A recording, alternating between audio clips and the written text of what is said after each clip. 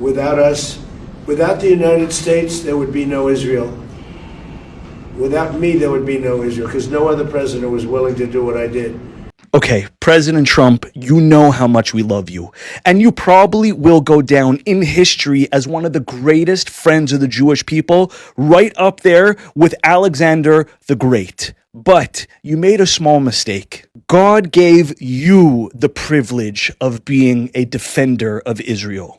And if you did, God forbid, decide to withdraw your support from Israel, God would send another person right in your stead. Israel is different from every single country on planet Earth.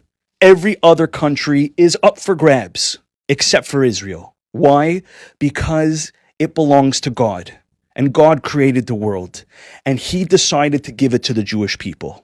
And He promised Israel to Abraham and to Abraham's descendants. Although we are forever indebted and grateful to the kindness that you showed us, a little humility from you and from every other person who the word Israel leaves their lips is in order. Thank you for your attention to this matter. Di tengah upaya damai AS-Iran, hubungan antara AS dan Israel semakin retak. Presiden Amerika Serikat Donald Trump mengklaim bahwa jika bukan karena peran Amerika, Israel sudah hancur lebur. Hubungan antara Amerika Serikat dan Israel memanas akibat perbedaan pandangan strategis terkait konflik di Timur Tengah.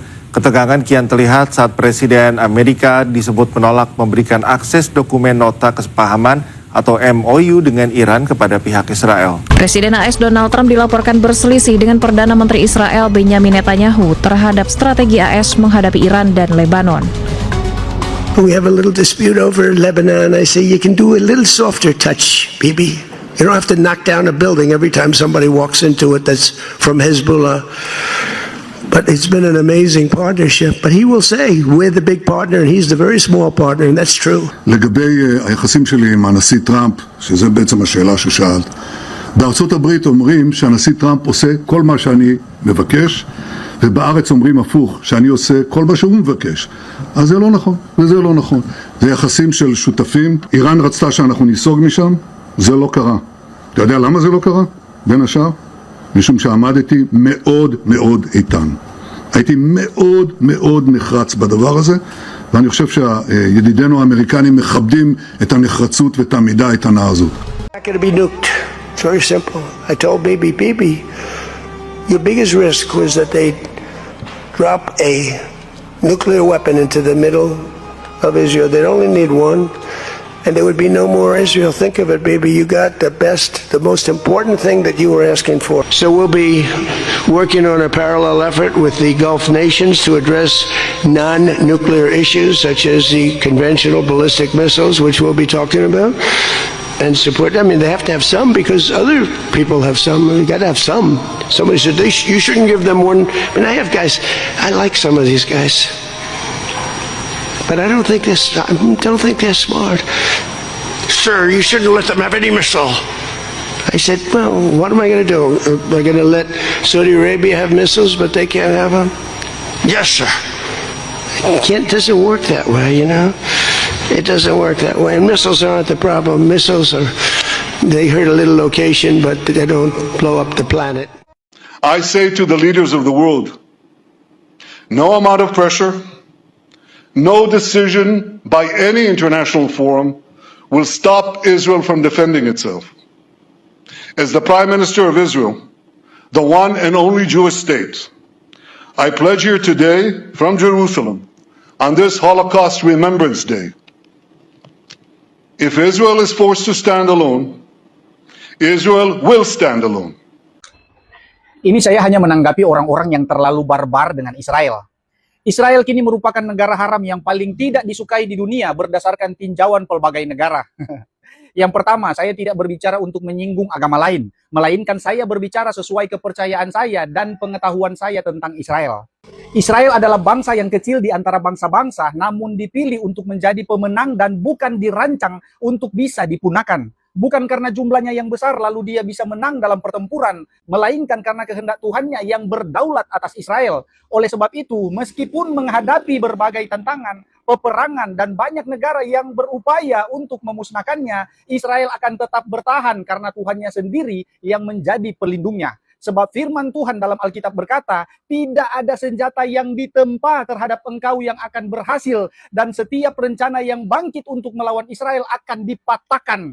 Tuhan menjaga Israel dari generasi ke generasi, sehingga bangsa yang dianggap kecil itu akan tetap berdiri, dan Israel juga tidak butuh pujian atau pengakuan dari negara-negara lain, selain pujian dan pengakuan dari Tuhannya sendiri. Intinya, hanya Tuhannya Israel yang bisa menghukum Israel. Selain daripada itu, kalian jangan mimpi untuk bisa menggeser Israel dari peta dunia ini. I have a message for you, the people of Lebanon. Israel is not at war with you. We're at war with Hezbollah, that has taken your country hostage, that does Iran's bidding, that uses your territory to launch terrorist attacks against Israel. Do you remember what Lebanon was like before Iran and Hezbollah turned it into a nightmare? Remember the cafes? Remember the culture? Remember the calm? All that's gone because Hezbollah and Iran want to drag us into war over and over and over again. You deserve better. Your children deserve better. Israel wants peace with you. Seize your future. Join Israel. Build safety and prosperity for all of our children. And once Hezbollah is dismantled, the possibilities are endless, and they are sky high. I say to the leaders of the world, no amount of pressure, no decision by any international forum will stop Israel from defending itself. As the Prime Minister of Israel, the one and only Jewish state, I pledge here today from Jerusalem on this Holocaust Remembrance Day, if Israel is forced to stand alone, Israel will stand alone.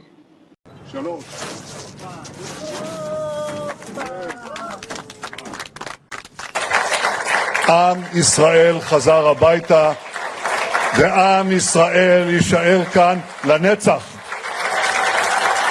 כי זו ארצנו, היא שלנו. חזרנו למקום שממנו באנו, לדרך שבה צעדו אבותינו. כאן בונים היום חלוצים, כפי ראיתי כאן עכשיו, במגדל אור, חלוצים. מכפילים את הקיבוץ בשנה אחת. כאן בונים חיים חלוצים את פרק התקומה של עם ישראל בארצו. אנחנו נמצאים פה, רבותיי, ידידיי, אנחנו נמצאים פה בזכות האמת. זו הארץ שלנו, זו המורשת שלנו, זו הדרך שלנו.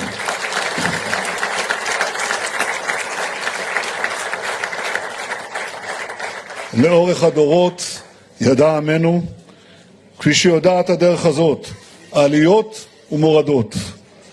התמודדנו עם אתגרים רבים ויכולנו להם. במלחמת התקומה השגנו הישגים כבירים מול ציר הרשע של איראן וגרורותיה. הרחקנו מעלינו סכנה של השמדה מיידית. ואם לא היינו פועלים בשני המבצעים הכבירים, עם כלבי ושאגת הארי, אם לא היינו פועלים בנחישות, בתעוזה ובגבורה עילאית של לוחמינו וטייסינו, לאיראן היום היו פצצות גרעין להשמדתנו. אבל לא נתנו להם. שברנו גם באותה עת את ציר הרשע, את טבעת החנק שאיראן ניסתה לבנות סביבנו. אנחנו לופתים את החמאס בעזה, שם אנחנו מחזיקים בלמעלה מ-60% משטח הרצועה, ובלבנון הרחקנו את איום הפלישה הקרקעית מיישובנו ושברנו את כוח הטילים של חיזבאללה. יש עוד עבודה לעשות בשני המקומות, אבל עשינו עבודה כבירה. זה נכון, המאבק עדיין לא תם, ואתגרים נוספים עוד לפנינו. ואלה דורשים מאיתנו קור רוח, עמידה נחושה על האינטרסים הביטחוניים שלנו, ובד בבד שמירה על הקשר החשוב עם ידידינו האמריקנים שלחמו לצידנו כתף אל כתף, ואנחנו מעריכים זאת מאוד. אנחנו נמשיך לנווט את דרכנו בתבונה ובשיקול דעת. נשמור על הישגי הממשלה, נשמור על הישגי המלחמה. אלה הישגים של עם ישראל כולו. כשם שהחזרנו את הביטחון והשגשוג לעוטף עזה, כך נחזיר את הביטחון והשגשוג ליישובי הצפון. זה מחייב שמירה על רצועת הביטחון בדרום לבנון, זה מחייב שלא נצא משם כל עוד צורכי הביטחון של ישראל מחייבים זאת, כי הרצועה הזאת מפרידה בין מחבלי חיזבאללה לאזרחינו ויישובינו. ובראייה רחבה יותר, אנחנו נמשיך לדבוק במטרה העליונה שהנחתה אותנו והנחתה אותי במהלך רוב חיי הבוגרים. לאיראן לא יהיה נשק גרעיני. וכל עוד אני ראש ממשלת ישראל, זה לא יהיה.